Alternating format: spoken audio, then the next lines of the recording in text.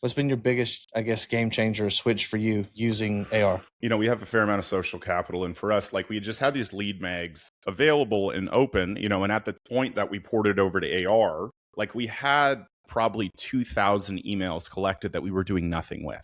And I was like, well, this is a huge missed opportunity. And so now for us, right, like when they go through the link in bio, they get the thing and then they get put into the flow. It's just made it obviously much easier to follow up. And then obviously the conversion ends up higher. Welcome back. I have Stu here all the way from Canada, who's actually, we were just talking about off the call here. His wife's also in this business as well. He's got some great friends we've connected with. But man, Stu is a character, and I'm excited for you guys to get to know exactly who he is and what he does. Stu, man, thank you for coming to the show, buddy. I appreciate it, dude. So, Drew, how long have you been in fitness? I've been coaching. I started coaching in a collegiate setting in 2013, so 13 years now. Okay.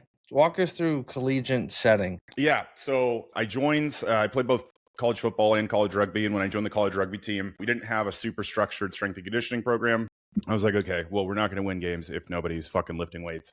And so I just put together a strength and conditioning program. I organized lift times for the kids. And then I coached, 15, 20 kids in the gym at one time while I was working out. And then that was kind of my start in coaching. And then I started working in person full time in 2017, like 2020. Very cool. And so what position did you play in football? I played both ways. So I played defensive line and fullback. I could see that. No neck, dude.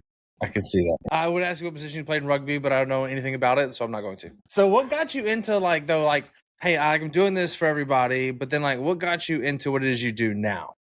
Because there's obviously a transitional gap there.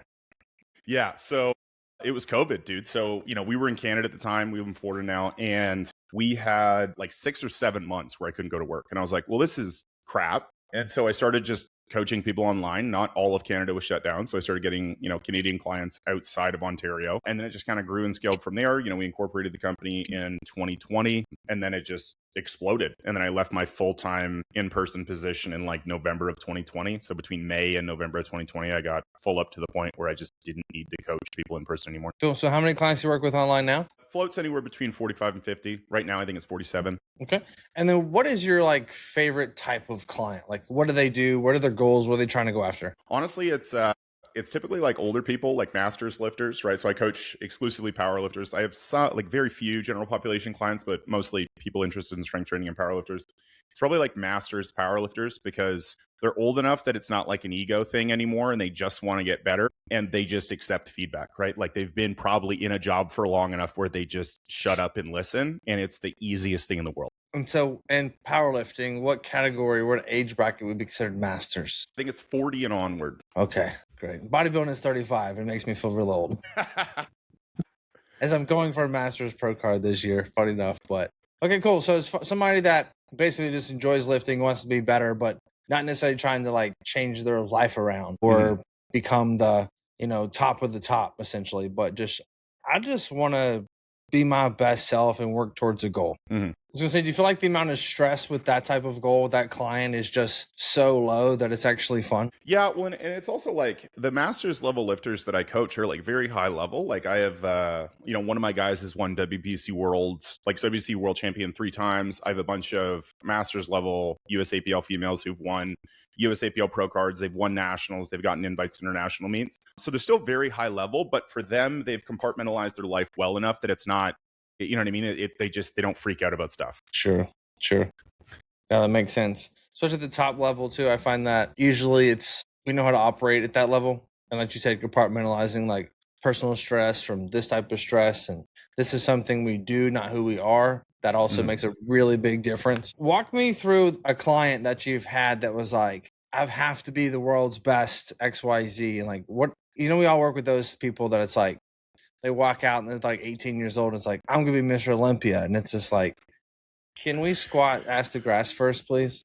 Yeah. You know what I mean? A lot of it. Yeah. So a lot of it just comes down to why they're wanting to do these sorts of things. So, 9 times out of 10, it's not because they have this genuine want or willingness to do whatever it takes to be the best that they could be. It's some sort of external validation. And that very rarely occurs in people over the age of, 28. And so it's sitting them, it's sitting them down and being bro, you need to sit down for a sec. And I'm going to hold your hand when I say this. there is no amount of you lifting weights that's going to make you like yourself more and change your perception about yourself. Man, I feel that so much. I tore my pec when I was 25 years old. I was like 260. I was strong as an ox, man. Incline like 365 for like 8 reps. Like I was trying to crack sidewalk when I walked. And when I tore my pec, I like knew that like I'm never going to be the same man, because it was a surgery in which you can't really fix. It was a tendon to muscle. Yeah. And I was like, I'm never going to pick up 3 wheels again. I'm never going to be the man that I am today. And then in that process of me being humbled, what I quickly realized is that my worth wasn't in the weight in which I moved, but it was the work in which the weight came. So it was the process of getting there was where my worth was. And then funny enough, I just turned all that energy of me trying to be the bodybuilder, took all that same energy and worth and said, hey, I'm going to grow a business. And so I just shifted gears and just now I obsess about this instead of that. Now I find myself kind of like almost like, well, we can go back to bodybuilding. And so now I say, instead of being a bodybuilder, I'm a business owner that likes to bodybuild. And I find that the stress of that is way different than it used to be, because it is a hobby in which I choose to do. Like I choose to do hard things. I don't have to do hard things. So that makes it a lot more fun when you get up in the morning, like, hey, let's go do something versus like, I have to go do that. That's a lot more dreading. So the transition from sports to powerlifting, like what was that journey like for you? It was Like, pretty easy. Some similarities, right? But there's obviously not. Yeah. So it was a pretty easy one. So I had a bit of a weird kind of timeline throughout college. So I got recruited very highly out of high school. I went to, Dream University for my, body size, shape, everything. And then I drank a ton, ended up flunking out of a bunch of classes the end of my freshman year. I was academically ineligible. And I was like, okay, well, I guess I'll go play rugby because they don't have the same eligibility requirements. Play 2 years of rugby. And then I was squatting next to our defensive coordinator at the end of my junior year. He's like, hey, you're really big and really strong right now. Do you want to come back and play football? We'll give you your scholarship back. And I was like, bet. All right, I'll take free money. And so I played most of the season. And then I got a really bad concussion, like a traumatic brain injury at the end of the season. So I had like a bunch of minor dings and bumps. And then the last one was just like I had a seizure, like it was a whole big thing. And then I was like, okay, well, I clearly can't hit my head anymore. Otherwise I'm going to die. And I've been lifting weights super hard for the last, 8-10 years at this point. May as well just do the sport where you only have to lift weights. Dude, I have such a similar story. Hell yeah. I feel like every like major lifter is found through an injury from a sport. It's like for me, I tore an oblique in the game and it put me on the sideline. And then 3 weeks later, I'm like trying to get my position back, and I go through first base running like really hard. I just slam my foot down to stop, like trying to show my all and get my position back. And I just the impact just created this bone bruise in my knee. And that like is weeks and weeks of recovery. So it's like I can't do anything, but I can lift because it's based on impact. So it's like, but I can go do everything else just fine. So I went into the gym and I found myself like starting to leave practice, and because I was watching like 5 minutes earlier, like each week. And before you knew it, like I just like stopped coming to practice. And then before you know it, it's like I can come back and play or like at least practice. And I'm like, yeah, I enjoy lifting more than I like practicing. I know I'm not going to play. There's like 4 weeks left in the season. I'm just going to keep lifting. So that's what I did. And I set out the same thing. I was like, I want to be able to bench 300. So I like set out and did that. And on paper, I felt like I was a stud. Weighed 210. I was like 5'11". Could bench 300, squat 435, deadlift 505 or 405 for 3. Batting cage, I was just like perfect. I get on the field and it's like, what happened to this guy? I was like, just the ultimate, just like choke, just clutch. Everything, mechanics changed everything. And actually, I had this conversation last week, and I was like, usually most sports, besides baseball, it's like when you're good, it's reinforced because statistically you do good. In baseball, you statistically do terrible, but that still means you're good. I'm like, where is the reinforced good behavior coming into this? Because all I feel like is I suck because I hit the ball 2 out of 10 times versus 3. I'm bad. 3's good. And it's just like, no, 3 out of 10 is terrible. So for me, it was like, I didn't get enough positive reinforcement for the sports. I want to go back. Yeah, I was like, fair. It's not objective enough. I immediately feel it and see it. I'm like, good returns on investment of time and energy, money. Let's keep doing that. So how long have you been actually coaching now? You said 13 years? Yeah. And then COVID online. What have you found to be the most amount of enjoyment out of actually coaching online? Honestly, it's just the ability to connect with people, kind of across the globe, right? Like at this point, we've had clients in 20 countries. So, Wow. for us, we're pretty spread out. And because of that, you just get to meet like these cool, different, unique personalities, right? And they're all kind of connected through the thread of, they followed me, they interact with my content, they appreciate my content. And so you get these just like fucking weird people that are weird in the best way possible. And it's just been fantastic. It's just the relationship building. And so you're in Florida now, you said? Yeah, we live in Jacksonville Beach. Okay, nice. Why did we go, besides the obvious, from Canada to Florida? So my brother was building houses for Toll Brothers here. And so he moved down in 2019. His wife's American. And then we were looking to get out of Canada. And we came down to visit over Easter like 4 years ago. And then I was like, okay, well, we want to live here, right? Like our house is 8 minutes from the ocean. And there's no state income tax. So let's do this. Yeah, because that's a pretty big switch going from the climate, but also countries as well, right? Yeah. Like everything, I'm assuming, is different. Because you're talking about like leaving post-COVID where it was like, you guys were pretty jammed up there. It was dystopian. It was to the point where I was like, this country sucks. 0 out of 10 want to live here. And my wife and I, like, we had just gotten married, and I was like, why are we starting our life here? And I was like, we're gonna save up our shekels and get a crappy $1.5 million townhome and have a $6,000 a month note on our house. I was like, no, I'm not doing this. I was like, under no circumstances, I'm leaving. That's great. Well, I love that you took that jump. I think a lot of people are afraid to do that. I know I've taken a big leap like that, never leaving the country, even though I thought about it. Cabo does sound good sometimes. Oh, yeah. But no, I totally love that. And so what has been your experience of living through humidity?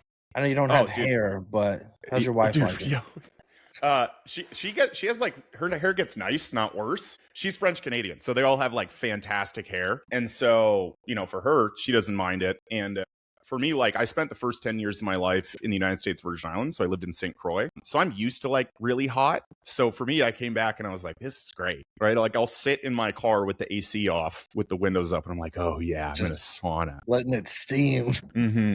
That's great. So are you one of those guys that likes to work out? Do we like to pour sweat or like the air conditioner? Oh, dude, I don't give a fuck. Like it's like our gym owner, he's like the coolest dude ever. His name's Eric Berger. And he's an IFBB pro in classic and then also men's physique. And then he's like in his late 50s too. So he's done like 14 pro shows, had a bunch of wins, like sick, right? And he's like an officer in the army. And I remember someone was complaining to him about how hot it is at the gym one time. He's like, well, it's not Afghanistan. And I was like, all right, well, I'm just going to stop complaining. Yeah, that's funny. So when it comes to powerlifting and then anybody that's like wanting to just kind of like, I want to say push the limits and increasing the numbers, it's how much is ego take a role into producing the number, but also taking a backseat to prevent injury? Because like you can't bench 500 without some ego, but also like benching 500 like really increases risk. So like, how do we find that balance? And like, I guess where's the gut check when it comes to some of that stuff? Yeah, well, and I mean, that's a great segue into like why you need a coach. But I mean, the follow up to that is there's a difference between confidence and ego. And I think ego is not informed by the external environment or your circumstances, right? Ego is just like, I feel this way because I'm the best.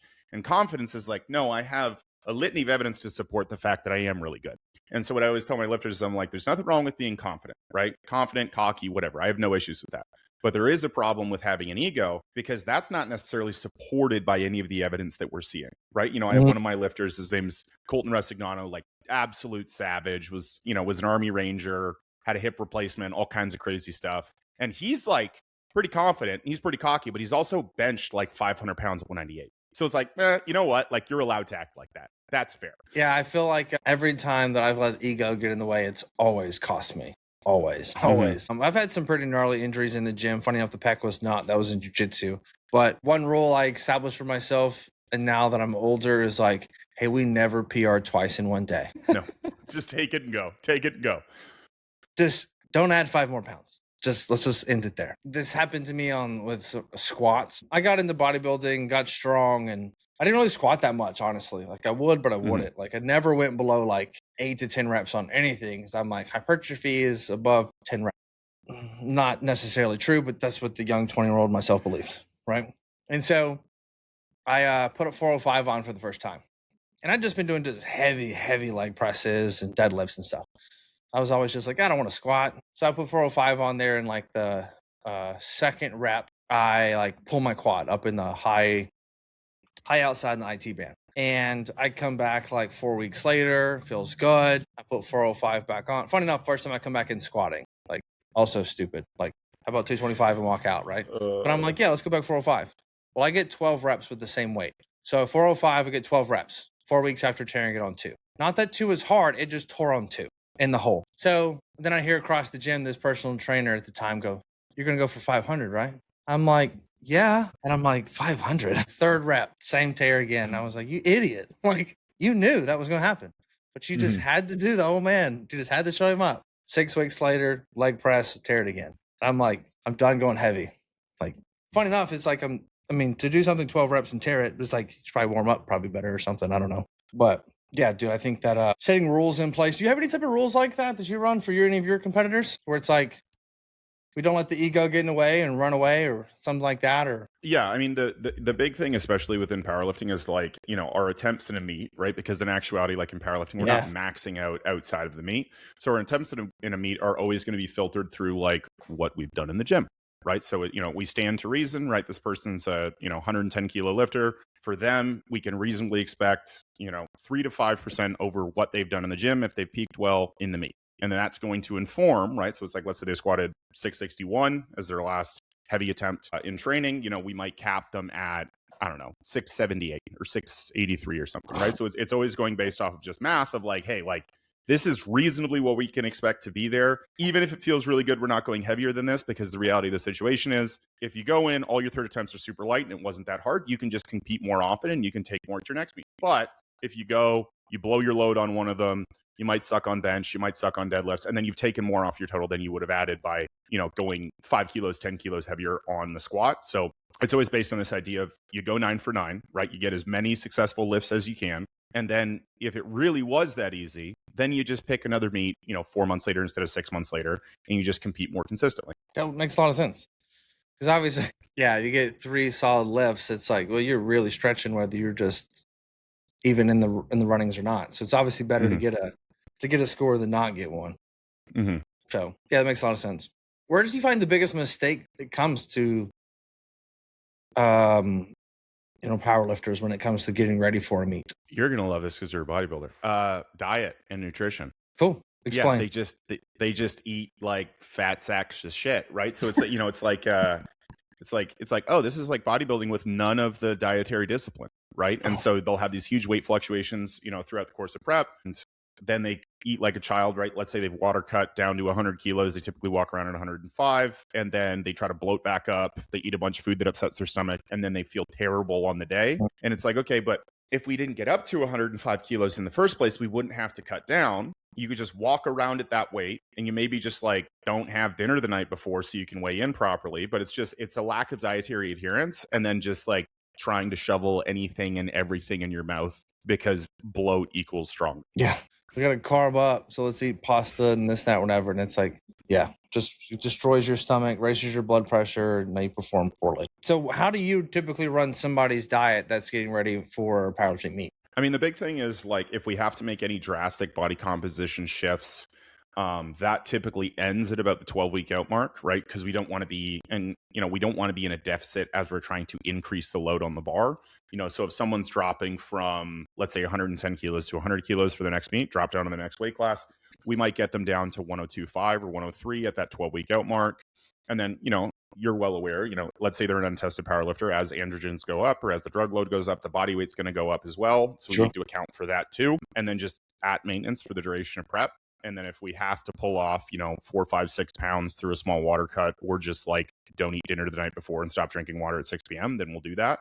But, it's always about like consistent, right? Like a high degree of food variety, making sure we're having, with every meal that has more than 30 grams of protein, we're having a serving of probiotics, we're hitting a sufficient amount of fiber per day, we're having 400 to 600 grams of fruit and veg per day, just like the general heuristics of a healthy diet. Sure.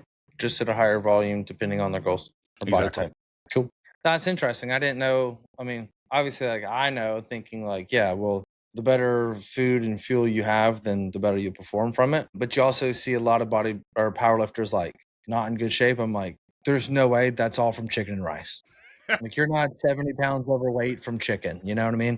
So I do find that interesting. Do you find that it's a bigger, like if I'm going to like have somebody cut, when it comes to losing strength, is it better to prep to make, let's say you got to cut 3 pounds from lack of food or pulling water? Always lack of food, right? So when you think about the difference between the two, if we cut food, we're just decreasing the volume of poo that we have in our digestive tract. Whereas if we cut water, you know, and you know this well from cutting for bodybuilding shows, you're fucking up your electrolytes.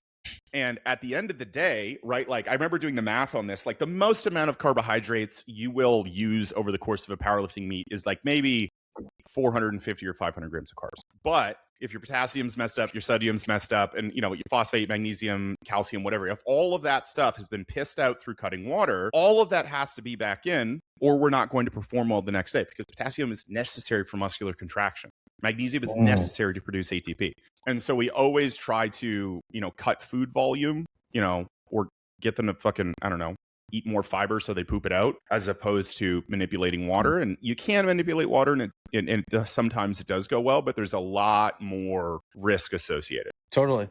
No, that makes so much sense, man. I didn't really know on how it would work best there, because it's like you always think, and it's like, oh, dude, it's like eat so much. It's like, but if you're telling me that you're just using that many carbohydrates, it's like, bro, bodybuilders carb up with like way more carbohydrates than that. Now, granted, it's also because we're pulling water, so we're not actually absorbing a lot of them, because it takes the water to actually get the carbs into the muscle. So you're kind of like overdoing it because they're not going in. But that is like very interesting. I thought it would be like way more, but you're right. It's not an endurance sport. But I think because it's bodybuilding, I'm thinking it's like the opposite of that. So that's interesting. Yeah. That's a good take, I think, for a lot of people that don't know that. It's really just another day. Yes. It's just another Monday bench day, right? Chest day. Let's go. Yeah. It's not anything different. You just got to make sure you make weight. That's simple. Yes. How many people mess that up? A lot more than you would expect, right? And especially when we're doing these, you know, hero cuts, right? People will try to drop, you know, 17, 18, 19 pounds. And I've done it, right? Like I've cut 22 pounds for meat, and I didn't pay attention to my electrolytes, and I recomped horribly, and I felt fucking terrible. And then I've also had like great recomps, right? Like I had a meet where I cut to 106, and then I was 120 kilos by bedtime. So it's like, I've definitely bloated up. You know, and I've done it both ways, but it's like, I think I've done it, you know, I competed for almost 10 years, and like I did it properly once. And I'm not retarded. That's the other thing. It's like, I'm not dumb. I know how to do these things, and I was still doing it wrong. So there is kind of a crapshoot element to it too. So let me ask you this. We're aware, we know, we still choose. Why? I think it's just like a lack of discipline, or it's very much like a gambler's mentality too, right? Where when people will go into a meet, instead of looking at the data and saying, okay, this is what we can reasonably assume, they'll go in and they'll be like, okay, but if I cut an extra 4 pounds and then I add 7.5 kilos to all of my third attempts, then I can beat this other guy, or I'll hit this dot score, or I'll hit this total, or whatever. And it's just like a degenerate dopamine seeking behavior, right? Because they're so consumed and attached to, you know, some goal that's probably close, but probably not going to happen in this meet. That's interesting. It totally makes sense, though. It keeps it fun and exciting. It's really chaos. Like you're just attracting chaos into your life. But I can totally relate and understand it. Because a lot of people in the bodybuilding world, it's like peak week. It's like, let's do everything different. And it's like, why? Don't. Like, you just do everything the same, actually. You just drink some more water and then drink a little bit less. Like, don't change anything else. But it's like, yeah, we're going to fluctuate everything and incorporate new foods. And it's like, so just throwing your gut, throwing a wrench in it. Great. Yeah. It's exactly what your stomach needs before you get on stage and try to keep it as small as possible. Well, dude, cool. Dude, I appreciate that. I've learned a lot today about powerlifting as a whole. Because I thought you're just like the opposite of bodybuilders, but still like just big, dumb meatheads like us. Yeah. I mean, well, here's the thing, though. The vast majority are just big dumb meatheads, and you know, there's thankfully a new wave coming through of people who do read books, and I'm one of the people leading that charge, thankfully. I love it. Well, I can tell, like, you seem like obviously like very intelligent. Obviously you wouldn't be where you're at if you weren't working with some very high level athletes and be able to obviously have a very successful business for yourself as well. So how long have you been with AR now? January. Dan signed me up. January. So yeah, we're looking at just rolling into 4 months. Yeah. End of January, so probably 3. What's been your biggest reason, I think, that you didn't realize, but you now is like, I'm so glad I did that. What's been your biggest, I guess, game changer switch for you using AR? Well, for us, like, we have a fair amount of social capital. And for us, like, we just had these lead mags available and open, and at the point that we ported over to AR, like, we had probably 2,000 emails collected that we were doing nothing with. And I was like, well, this is a huge missed opportunity. And so now for us, right, like, when they go through the link in bio, they get the thing and then they get put into the flow. It's just made it obviously much easier to follow up. And then obviously the conversion ends up higher as a consequence. And so now obviously having like all the counter system in one place, but what were systems that you're using prior as far as software? Bro. Just like nuts and balls, dude. Like I had a Go High Level account and then I tried to set it up. And I was like, I can't do this. And then I talked to a person from the Philippines about setting it up. And then I would get on the phone with these people who were applying for the job. And they'd be like, I don't actually know how to do that, but can you pay me $1,800 a month? And I was like, no. You literally said that you were 5 out of 5 with Go High Level, and you're not. You told me you've never used it and you're learning it in school. Well, how's it felt or how's it gone working with us as your GHL experts? 10 out of 10, dude. I mean, like, whenever there's any issues, right, they're immediately corrected. And I think it's also one of those ones where, if you're at a point where you have a high degree of social capital and you do have a lot of people interested in the things that you have to say, lead mags, etc., this is the next step, right? This is the next step in scaling in terms of getting better. And I think people get weird about, it's like, oh, I don't want to come across as too salesy, et cetera. It's like, but at the end of the day, our job is to help people. If some portion of this is automated and then we can jump into an actual authentic conversation, we benefit more people in the long run. I agree with that. I feel like we try to word it as, I'm not trying to replace you. I'm just trying to prevent you from chasing down people that won't respond back to you. So it's like, how about you just talk to those that are willing to talk to you and then let the system do all the follow-up for you. And then you just focus on those that actually care enough to say hello back. Yes. And so how many clients are you averaging like signing up right now, like per month? Well, we've had about 6 in the last 2 weeks. I think since we signed up, we're at, 16 or 17. Cool. So you've had 16 or 17 in the last 90 or ever since you launched? Yeah. Yeah, it's been going really well. And like I have other coaches that work with me. And so I was just like, okay, here's a lead follow up. Here's a lead follow up. Here's a lead follow up. And it's been going really, really well. Yeah. So it's been massive ROI. Awesome. I love that. What's your actual goal? Where are you trying to get to? I'm just trying to get the other guys full. I honestly, like, for me, I'm just doing it for the love of the game. Like I've been full for, 4 years. So for me, it's not like a personal thing. I'm not like, oh, I'm going to try to hit this or whatever. I'm like, I'm just going to get the other guys full, right? Like everyone's got to eat here. And it's been working fantastically. I love it, man. Dude, I love it. And what would you say to the person that's like considering putting a CRM or something like AR into their business? Just don't wait. I mean, at the end of the day, and what I would say is there's a caveat with that, is don't wait if you are a person who has a high degree of social capital and you have people that are consistently interested in what you have to say. But if you don't have people who are consistently interested in what you have to say, be more interesting and then hire you guys. But I think the big thing is like it's necessary to scale. There's not really any other opportunity out there that allows you to systematize so many things and then just get you back into like just having conversations. Because that's ultimately all we want to do is have conversations and help people. And if we can get rid of all of this other shit, like manually following up, then it just affords you more time to do the things that you like to do, which is help people. I 100% agree. We don't help people start businesses. We help people scale businesses. And yeah, without the right system, like you just can't scale. As you were talking about, I had nothing. And it's just like everything is chaos every day. And so we need to be able to see where are people at? What are we doing? Is it working? We don't know if you don't have anything to actually track, right? So sure, you make all your people write down their numbers of what they hit and the weights they hit so you can track it. Those are called KPIs. Same thing. Like you got to track your KPIs or man, it's difficult to scale the company. Yeah. So, well, dude, Stu, man, I appreciate you coming on today, man. And I'm looking forward to hopefully getting you in person to one of our events or workshops here, man. But anything you want to leave us with today? Any words of wisdom nuggets coming from that beautiful brain? Christ is king. I love that. Amen. Amen. Thanks, buddy.